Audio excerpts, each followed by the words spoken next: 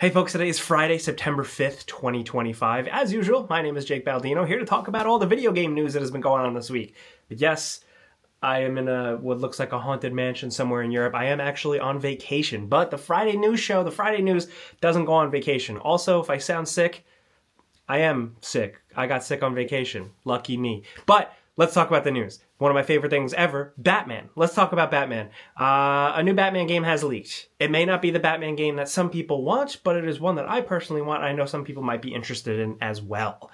This is essentially a leak or rumor somewhat confirming Batman Arkham Shadow 2, or whatever it's going to be called. Batman Arkham Shadow, of course, if you don't remember, was the Batman Arkham VR game that kind of filled in the blanks between Arkham Origins and Arkham Asylum, made by VR developer Camouflage, published by Meta not too long ago. It was one of my favorite games last year. The year it came out, I absolutely freaking loved this game. I like VR. I tend to like VR. Half-Life Alyx was my game of the year when that came out, but still, I just didn't expect too much from this one, and I ended up absolutely loving it. And now it seems like a sequel is on the way. Studio head and one of the minds behind the game, Ryan Payton, has said in the past that they wanted to make a sequel, but now we have a oopsie, slip-up, possible confirmation from the voice actor behind Commissioner Gordon in these games. Mark Ralston, who did an interview, and it was picked up later on by Upload VR. I'll link all the sources and stuff in the description down below, but he said, and I quote, just talking about his work and in motion capture and voice capture and stuff for video games, he said, quote, same thing with the Batman Arkham Shadow VR game. We're about to start another one of those. I play Commissioner Gordon. There you go. I would say I said this was like a leak or a rumor, but I think a lot of times there's a good track record when somebody lets the beans slip that is actually working on the game. There's been many times in the past where we've had voice actors do a little bit of a whoopsie in an interview, and I think this is certainly one. I think Batman Arkham Shadow 2 is pretty likely. It seems like the game did pretty well for Meta. It was like one of their big tentpole releases, so there you have it. When we'll actually see it, we don't know. Voice actor, of course, behind these games for Batman himself, Roger Craig Smith, one of my favorites. He didn't really tweet anything other than a cryptic, like his lips are sealed, like the zip mouth emoji. Again, not the Batman game everybody wanted, but I still think it's like a cool bit of Batman Arkham lore, and to get more of that, I'm happy. If Rocksteady's not giving us anything, I think this studio is honestly the next best thing. They understand Batman, but specifically the Batman Arkham thing. But we'll have to wait and see for an official announcement. Next up, Perfect Dark was almost saved. According to a Bloomberg report, Jason Schreier, little bits of details about how Perfect Dark and how that whole project went. As of course you probably know, recently Microsoft Xbox canceled the game and closed the studio that they kind of built up to work on this game. But Square Enix was also involved in this project, and apparently it was being shopped around to get this going. Here's the quote. Embracer had come close to striking a deal in which the video game publisher Take-Two Software Interactive would purchase the game from Microsoft's Xbox, which owned the rights. Take-Two would then fund and publish the game. But the deal collapsed, at least in part because the companies involved were unable to come to terms over long-term ownership of the Perfect Dark franchise. Now, of course, this comes from anonymous sources, no official confirmation or anything like that, but Jason's reporting track record has been pretty solid in the past, and there you have it. I almost would rather have not known. Just hearing that it kind of slipped through our grasp once again just kind of hurts even more at this point. Especially like when it's like ownership rights and stuff like that. To quote somebody who had posted like in the replies to this article, essentially, yeah, now let's just kind of sit on the rights and not do anything for another 20 years. So Perfect Dark, once again, back in the vault, at least as of right now. Hey, next up, this video is brought to you by our longtime sponsor, Vessie. If you're new around here, Vessie delivers dependable, comfortable footwear that is 100% waterproof. And now it's September, and here in New York, September usually symbolizes some change, right? It starts to feel a little cooler, at least in the morning. Fall is right around the corner, so changing up your footwear, it's the perfect time for that. And with Vessie, they offer shapes, colors, sizes for every type of person, every type of situation. And they got these rugged high tops. Check out the Stormburst high tops here. This is a nice fresh pair I've been rocking. Cushion midsole, all-terrain grip, just really versatile, stretchy, comfortable. And like all of Vessie's footwear, thanks to Dymatex, the material, they're 100% waterproof, but they don't feel like waterproof shoes. I've been taking these on walks in the morning, and because sometimes I tend to go into the woods, you never know what's there, puddles, mud, dirt. With these shoes, I'm always prepared. And thanks to them being durable and waterproof, you wipe them off and you're good to go with whatever else you're doing. So if you want to check out the Stormburst High or any other Vessie footwear, all you got to do is click the link in the description down below or head to vessie.com/gameranx. Give it a shot because you have 1-year warranty on your shoes plus worry-free 30-day returns and exchanges. So again, that's vessie.com/gameranx, where you can get 15% off your first pair. That's vessie.com/gameranx, and big thanks to Vessie for sponsoring this video. Now back to the news. Picking up from that bummer news, a quick little update. Insider Gaming is reporting, and again, this is just like leaks, rumors, nothing confirmed, but I'll link their article. They're saying that Wolverine, Insomniac's Marvel's Wolverine game, is going to be making an appearance soon. Of course, there was the James Bond First Light state of play focused, and now coming off of that, they're claiming that the next state of play, which may be at the end of September, may not, would be likely to feature something Wolverine. Along with that, they're also suggesting that a trailer is finished and that, you know, we could also see it at Game Awards. So it's like, what is it? Is it just a tease at a state of play and then the full reveal at Game Awards, just Game Awards? I expect to see something like this at a Game Awards, but either way, it's been a while since we've heard anything about this one, so I figured I'd just bring up the little bit of glimmer of info we did here. And in some even cooler news that seemingly kind of slipped by, I think a lot of people didn't notice this, but one of the original Left 4 Dead creators is working on a new game, possibly a spiritual successor. Left 4 Dead creator Mike Booth did officially come out and announce that he's working on a new 4-player co-op shooter. We don't know anything about it at all other than that he's working with Bad Robot Games, and that's it. There's playtest signups, but no announcement of a name or literally anything other than him just saying that it's built on the foundations of what made Left 4 Dead special. I'm really hoping that it's not just another attempt at Left 4 Dead. I hope it's a new creative spin. We've had a lot of direct attempts at Left 4 Dead in the past. None have really quite hit. Of course, we had Back 4 Blood not too long ago. And then I actually think that the John Carpenter's Toxic Commando thing looks really cool, but something direct from one of the OG creators could be cool. Whether it's zombies or not, definitely worth keeping an eye on. And like I said, they are at least doing vague playtest signups, so if you want to check that out, it's all linked in the articles down below. Also, rapid fire small news, CDKeys, the website, very popular. A lot of people buy their online games digitally through CDKeys. They're rebranding because CDs are dead. CDs aren't around. It's what they said. CDKeys is now going to be called in September Loaded. So there you go. It's loaded. I don't know. It's kind of funny. Why is it funny? I don't know, but it's just like CDKeys sounds so much different than like loaded. Anyway, I'm going to load up on NyQuil after I finish recording this video because I'm going to pass out. Also, in case you missed it, PlayStation did have a whole state of play focused around a game not coming out until 2026, James Bond 007 First Light. So the state of play was pretty lengthy. It showed quite a bit of gameplay and a bit of things after the fact, some walking through some more details about the game, but the full long gameplay sequence we did get was pretty interesting. If you guys have been watching for a while, you know I'm a huge James Bond fan.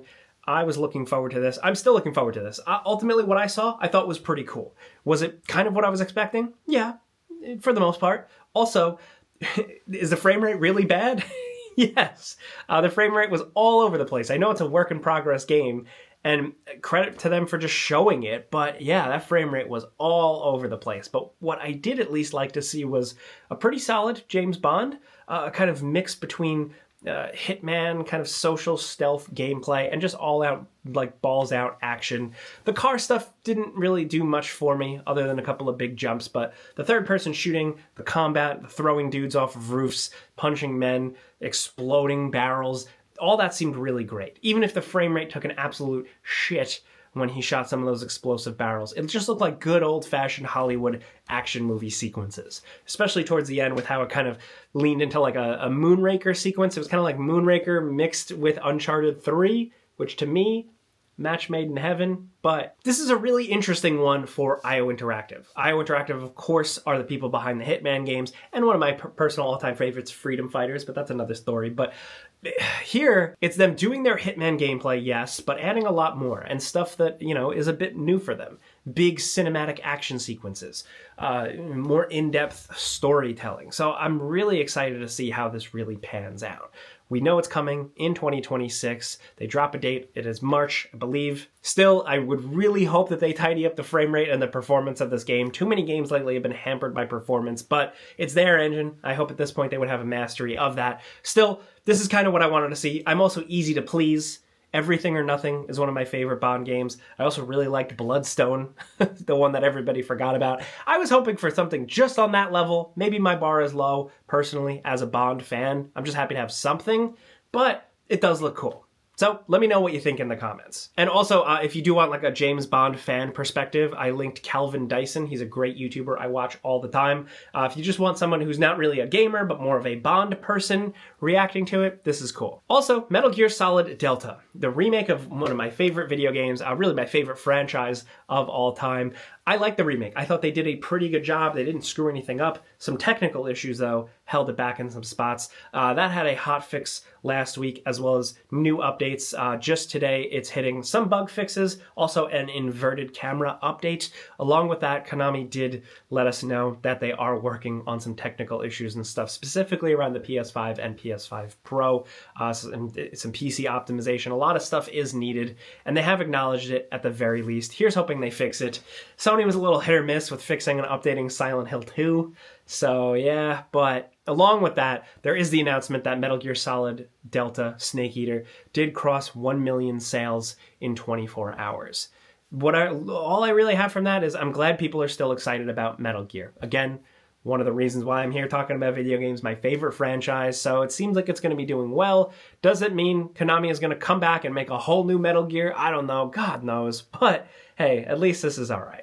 Also, in terms of some trailers and some interesting things linked in the description down below you should check out. The first is a new trailer for Arc Raiders. I'm actually looking forward to this one. As someone who's just kind of like not into looter shooter or really extraction shooter type things, this is the only one that's really caught my eye. More so than Marathon, definitely, but this is a soundscape trailer. So we've seen a lot of this game already, so what they're doing here is just kind of showing visuals and just a lot of like audio design. Weird, not the most exciting thing in the world, but just an interesting way, a different way to market a game. So I figured I'd link it. Also, some smaller games, some indie games. Check out this game called Father. This looks like a lo-fi PS1 demake style graphics game, kind of like a horror psychological experience where you're trapped in the house with this crazy dad who's kind of like controlling.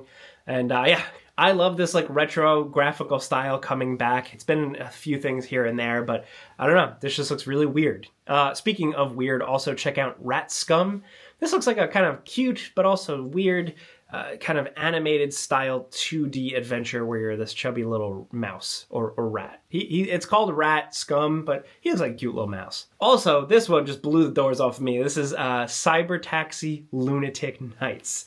This is a wild game. It looks like it's dropping pretty much now in early access, and it is a first-person taxi driving game. Oh, first and third person taxi driving game where you're driving around this crazy city, picking up people, but also engaging in car combat in first and third person. And then also there's first person shooting, like in missions and stuff. You can get out and run around and do crazy shooting.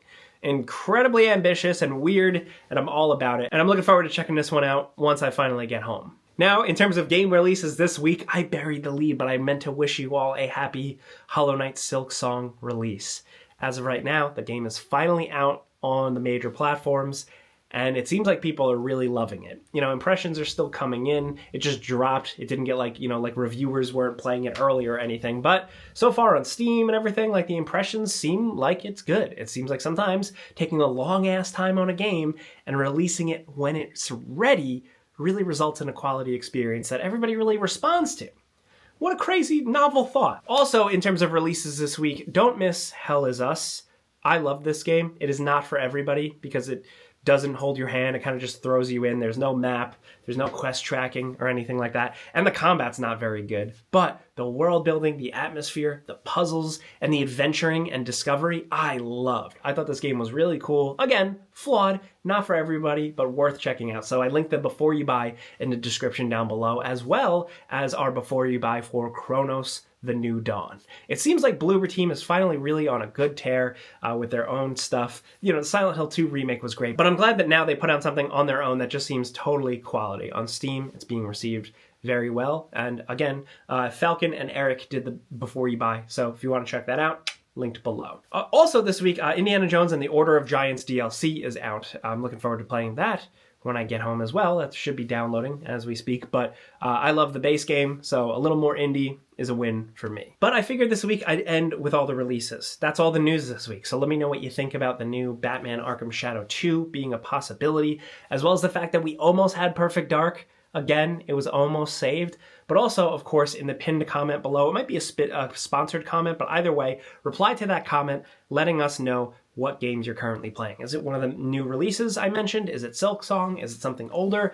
Anything at all, hit us up in those comments. We want to hear what you're playing for our research, honestly. But thank you guys for being here, getting caught up on the news with me, your boy. You can follow me on YouTube, look up Jake Baldino, Instagram, Twitter, @JakeBaldino, all linked below. But thank you for being here, getting caught up on the news with me. Clicking the like button legit helps us. Thank you. But that's it. I'm going to go back to vacationing / being sick. But with that, all I ask of you now is to have a great weekend. Be safe. I'm Jake Baldino. Pizza's on me. See ya.